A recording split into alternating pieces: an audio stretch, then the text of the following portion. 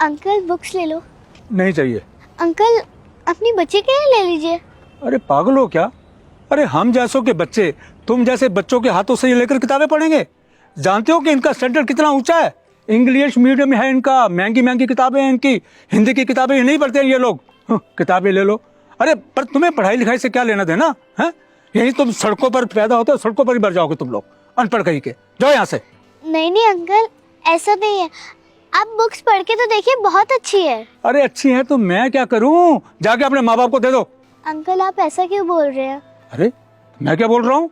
Uncle मेरे mummy papa नहीं है, मैं अनाथ हूँ। अरे तुम अनाथ हो तो मैं क्या करूं बेटा? हैं? अरे सारे अनाथ लोग यहीं आके अपना माल बेचेंगे। अंकल अगर आप ये बुक्स ले लेंगे तो आपके बच्चों का भविष्य बहुत अच्छा बनेगा। अच्छा, तुम्हारा फ्यूचर अच्छा हुआ क्या? हैं? जहाँ भी देखो चले आते हो, अंकल पेंसिल ले लो, अंकल पेन ले लो, अंकल किताब ले लो। अरे कैसे लोग हो तुम लोग? हैं? यूं ही पीछे पीछे घूमते रहते हो, अनपढ़ कहीं के, जाहिल कहीं के। जाओ यहाँ से।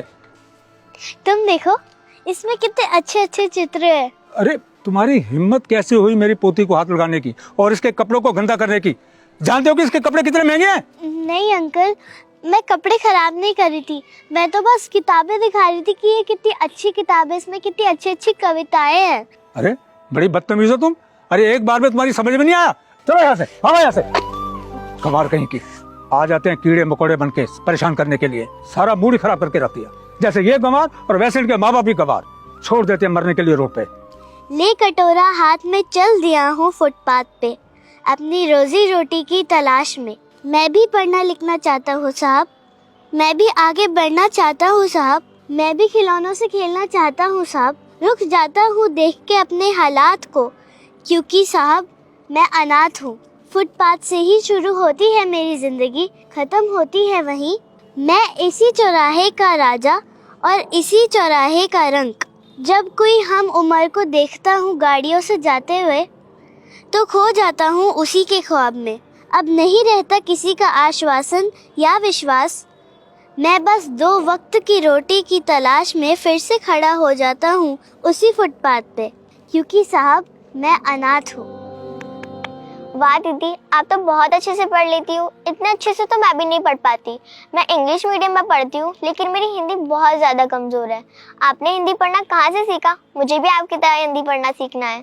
हाँ, हिंदी पढ़ना सबको आना चाहिए। इंग्लिश बोलना बहुत अच्छी बात है, लेकिन इंग्लिश बोलने के चक्कर में हमें हमारी मातृभाषा नहीं भूलनी चाहिए। कोई काम मुश्किल नहीं होता, अगर हम किसी काम को मन लगा के और मेहनत से करते तो हम कोई भी काम कर सकते हैं। और अगर हमें कोई काम मिलता है तो हमें उसे दिल से करना चाहिए। और मुझे तो पढ़ना लिखना बहुत पसंद है, तो मैं दिन भर बुक्स पढ़ती रहती हूँ, इसलिए मुझे सारी लैंग्वेजेस आती है। वाह दीदी, आप तो बहुत स्मार्ट हो। आप तो अच्छे से पढ़ भी लेती हो और आपको तो सारी लैंग्वेजेस भी आती है। मुझे भी आपकी तरह सारी लैंग्वेजेस सीखनी है। सॉरी बेटा, मुझे माफ़ कर दो। मैंने तुम्हें समझने में बहुत गलती की। मुझे तुम्हारे साथ ऐसा नहीं करना चाहिए था। मैंने तुम्हें अनाथ समझकर तुम्हें धक्का दिया, तुम्हारे साथ मिसबिहेव किया, तुम्हारी बेइज्जती की। और बेटा मुझे पता नहीं था कि तुम पढ़ाई लिखाई में इतनी अच्छी हो, पर आज तुमने मेरी आंखें खोल दी हैं और मुझे ये एहसास करवा दिया है कि किसी को भी उसके रंग, रूप और हालात के बेसिस पे जज नहीं करना चाहिए। बेटा मैं तुमसे प्रॉमिस करता हूँ कि मैं आगे से कभी भी किसी के साथ ऐसा बिहेव नहीं करूँगा।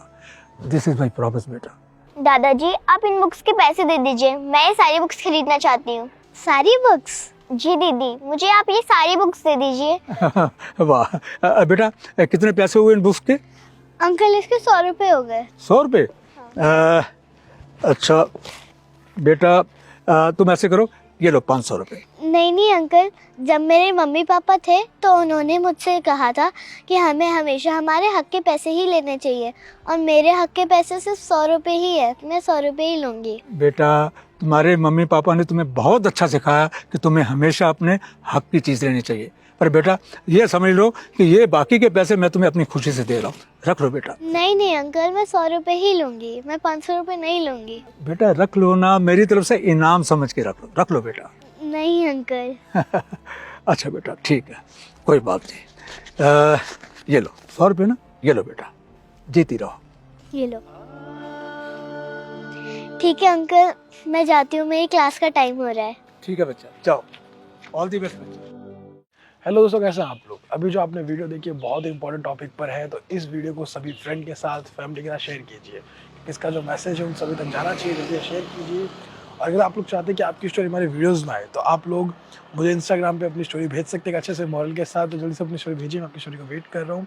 और इस वीडियो को जल्दी से शेयर कीजिए, क्योंकि हमें आपके सपोर्ट और प्यार की बहुत ज़रूरत है। जल्दी शेयर कीजिए और हमेशा सबकी रिस्पेक्ट कीजिए। हमारी इस वीडियो को लाइक कीजिए, कमेंट कीजिए अच्छे अच्छे। हमेशा से मुस्कुराते रहिए, खुश रहिए। Thank you.